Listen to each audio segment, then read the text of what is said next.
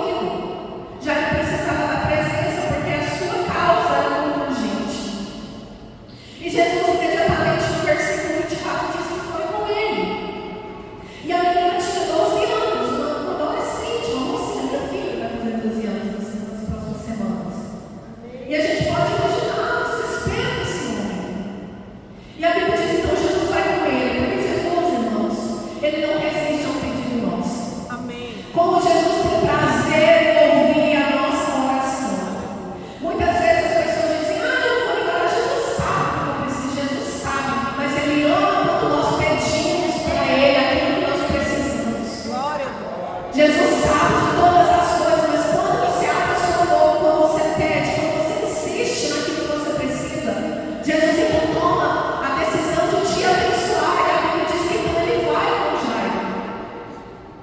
Aleluia, Jesus. E eu imagino então eles prosseguindo. A Bíblia não relata de uma forma a distância da casa de Jairo, se era perto, se era longe, se tinha que andar mais quilômetros, ou se meia horinha ou 10 minutos chegava na casa. Mas então o relato diz que Jesus foi com Jairo. Mas nessa caminhada, durante essa caminhada, enquanto Jesus estava indo com Jairo, meus irmãos, eis que surge algo inesperado no caminho. Uma mulher que não tem o seu nome revelado, uma mulher que nós não sabemos como se chama, de qual família veio, uma mulher que nós não sabemos onde morava, o que fazia, qual era a sua profissão, simplesmente uma mulher que a Bíblia relata como alguém que sofria há 12 anos por uma enfermidade. 12 anos. É a mesma idade da filha de Jairo. E eu fiquei pensando, pastor, quando a menina nasceu, já começou o problema daquela mulher. 12 anos. Talvez Jairo olhava para a filha dele e pensava assim: Jesus, ela só tem 12 anos, é tão pouquinho, viveu tão pouco. E aquela mulher por outro lado falava assim: Jesus, já são 12 anos. Verdade. Os irmãos entendem que a mesma quantidade de dias para um é uma diferença, para o outro é outra diferença. Verdade. Para Jairo era pouco tempo demais, a filha dele só tinha 12 anos, porque aquela mulher, Jesus, já tem 12 anos. Aleluia. Glória E essa mulher anônima, que não tem o seu nome revelado, entra então na história. E aqui Jesus falou muito comigo, porque na Bíblia está repleta de exemplos de mulheres que não têm o seu nome revelado. E muitas vezes a gente se importa tanto em ter o nosso nome lá escrito. A gente quer reconhecimento, a gente quer que o nosso nome esteja no cartaz, a gente quer que o nosso nome esteja ali no grupo, a gente quer que o nosso nome esteja na boca das pessoas. Quando mais importante do que é o nosso nome, irmãos, ser conhecida, a nossa história ser revelada. Essa mulher não tem o seu nome descrito, mas a sua história está registrada aqui para que eu e você pudéssemos tomar essa mulher como exemplo nessa noite. Amém. Oh, aleluia, Jesus. Glória a Deus. E essa enfermidade, meus irmãos, não era uma enfermidade qualquer. Essa mulher, ela sofria com fluxo de sangue, os irmãos, eles sabem o que isso significa. Era uma mulher que tinha uma hemorragia que não cessava, não parava. Há 12 anos essa mulher sofria de um sangramento que não cessava. Nós mulheres podemos compreender o que é isso. Porque se a gente fica muito tempo, a gente já sente mal, uma fraqueza, tantos problemas, a gente sofre por conta disso. Imagina essa mulher, 12 anos, sofrendo de uma enfermidade. E isso não era o pior. A causa física talvez nem era a pior. O problema é que naquela época, irmãos, de acordo com a lei mosaica, a mulher que estava sofrendo por esse processo de sangramento, ela se tornava impura, ela se tornava indigna, homem nenhum podia tocar.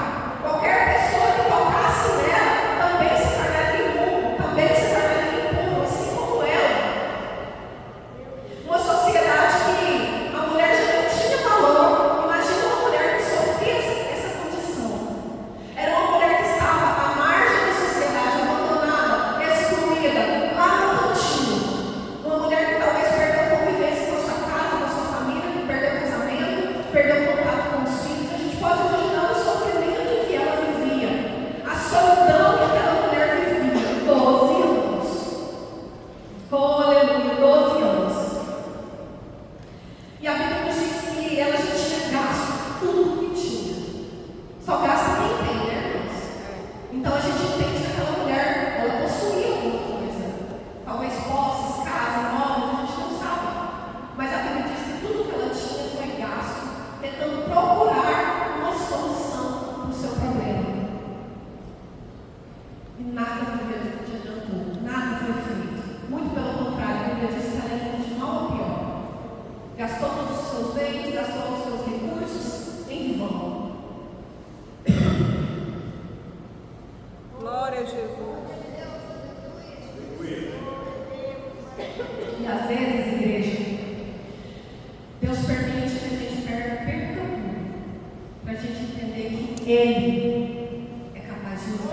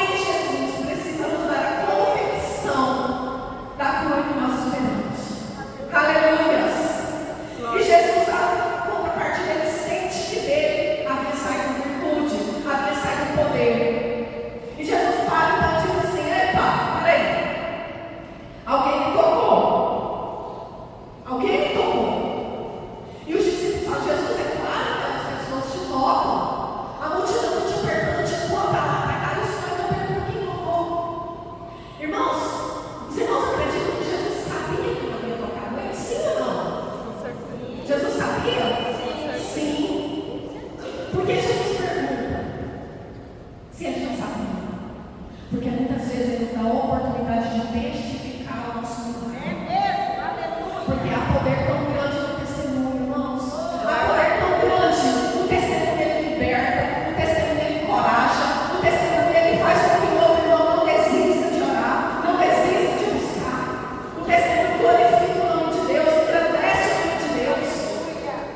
Aleluia. Então Jesus dá a oportunidade para aquela mulher de falar. Claro que sabia que era ela. Mas Jesus pergunta: quem me tocou? Porque ele queria ouvir a boca dela. E ele queria mostrar para aquela multidão que aquela mulher também tinha valor. Glória a Jesus. Eu fico imaginando Jairo olhando assim, desesperado, que era a filha dele. Mas eu imagino Jesus em outras palavras dizendo: olha, Jairo, eu vou na tua casa, eu vou curar tua filha, mas antes eu preciso curar minha filha. Jesus então olha para ela e ela fala: Senhor, foi eu que te toquei. Amedrontada, a palavra diz que ela estava aterrorizada e tremendo de medo. Medo de ser repudiada, talvez medo de ser apedrejada, talvez medo de ser condenada, apontada, criticada. Mas ela não deixou que o medo a paralisasse. Muitas vezes o medo tem nos paralisado, igreja. Muitas vezes Jesus fala: vai lá e fala. A gente não quer falar porque tem medo, tem vergonha. Jesus fala: testemunha, a gente fica com medo, com vergonha. Jesus fala: vai lá e prega, a gente fica com medo e com vergonha. Mas aquela mulher enfrentou todos os medos. E ela disse: Senhor, foi eu que te toquei, foi eu. Aleluia. E Jesus então olha para ela e fala assim: filha. Jesus não fala mulher. Jesus não a chama pelo nome. Jesus a chama de filha. Filha, aquela fé que salvou. E eu estava pesquisando, achei uma curiosidade muito interessante. Nos evangelhos, a única pessoa, a única mulher a quem Deus se refere de filha foi ela. Jesus aplica a mulher e diz: filha, a tua fé te salvou. Glória a Deus. Aleluia. Não foi a sua atitude, mas foi a sua fé, foi o seu desprendimento, foi a sua confiança, foi a sua coragem, a tua fé te salvou. Vai-te em paz e fica livre do teu mal. Aleluia, Jesus. Glória a Deus. Aleluia. Enquanto isso acontecia, Jairo vendo tudo. Jairo certamente ali: meu Deus, por que agora apareceu essa mulher? Eu estou com pressa, minha causa é urgente. Essa mulher, se ela esperou 12 anos, ela podia ter esperado mais um pouco. E quando estava ali aquela confusão, a Bíblia diz no verso 35 que Jesus ainda falava. Quando chegam alguns empregados na casa de Jairo, dando uma notícia. Aquela notícia que pai e mãe não quer ouvir na vida.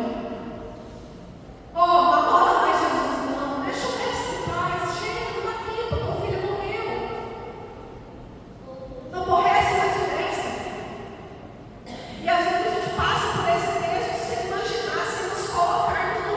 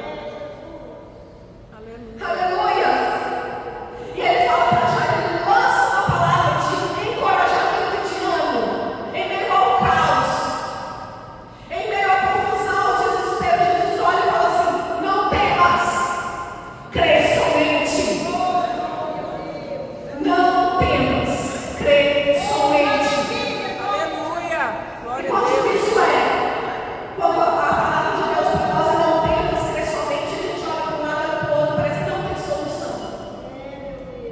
Aleluia.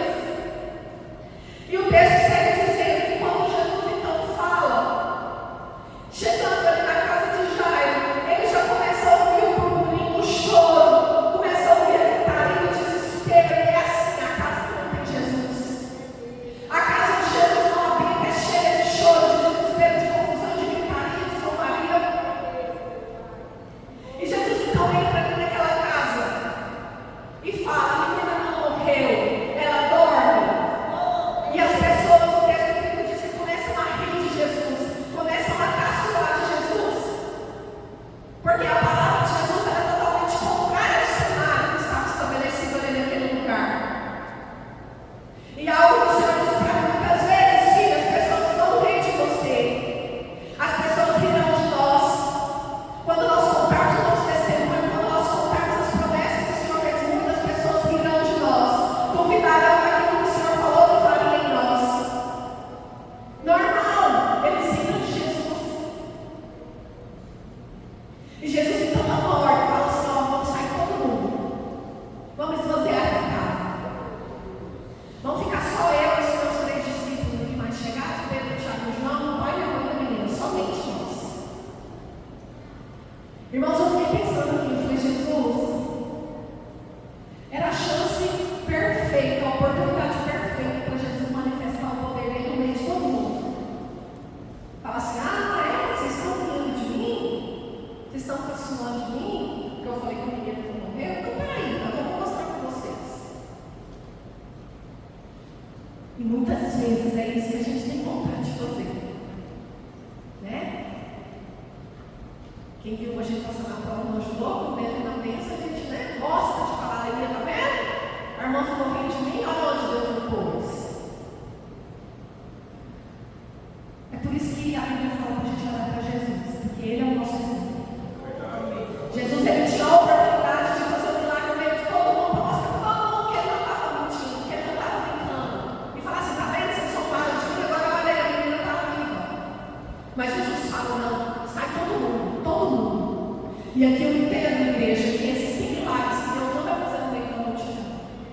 Existem milagres que é no secreto, é na intimidade, é no joelho dobrado, é você e Deus, lá no teu quarto, lá na tua porta fechada.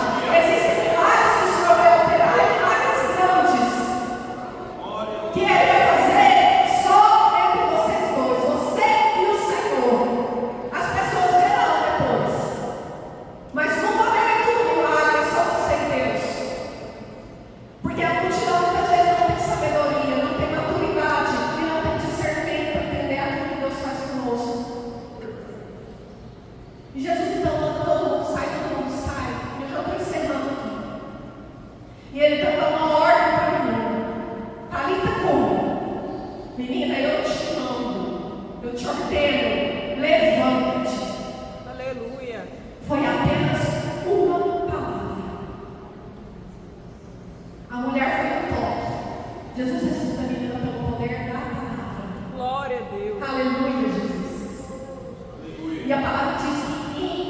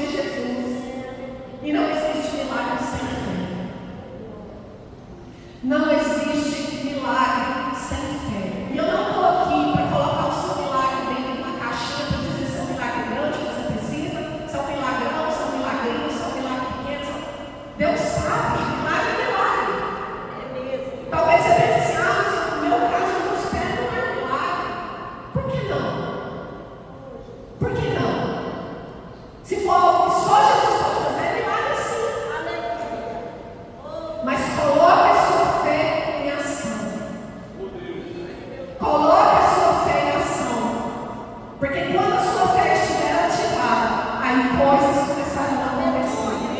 Aleluia, Jesus. Glória a Deus. Oh, glória a Deus. Glória a Jesus.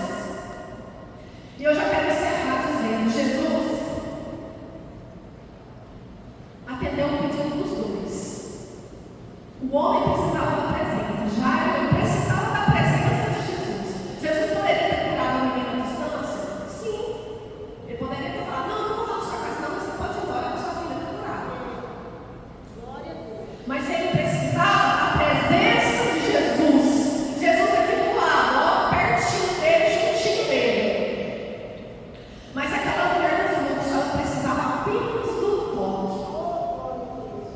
Ela nem precisava que Jesus caminhasse com ela, andasse com ela, entrasse na casa dela. Não, ela precisava só de tocar em Jesus. E eu não sei qual dessas duas situações você se encontra nessa noite. Talvez você pode olhar para mim e dizer, irmã, eu preciso da presença de Jesus mesmo. Eu preciso de Jesus aí em casa comigo, porque na hora que eu chegar em casa, agora eu tenho problema, amanhã é segunda-feira, eu preciso resolver tanta coisa, eu preciso da presença de Jesus. Amém. Jesus vai contigo. Amém. Assim como ele foi com Jairo, ele vai contigo daquela porta para fora. Mas talvez você está aqui e fale assim para mim, irmã, eu preciso só de tocar. Porque eu sei que só o toque vai resolver o meu problema. Eu quero te convidar a ficar de pé. E nós vamos orar nessa hora. Quero pedir permissão para orar. Nós vamos orar. Porque eu creio na presença do Espírito Santo aqui. E eu creio no mesmo Jesus que fez a vida de Jairo, que fez a vida dessa mulher, também pode fazer nas nossas vidas. Não importa se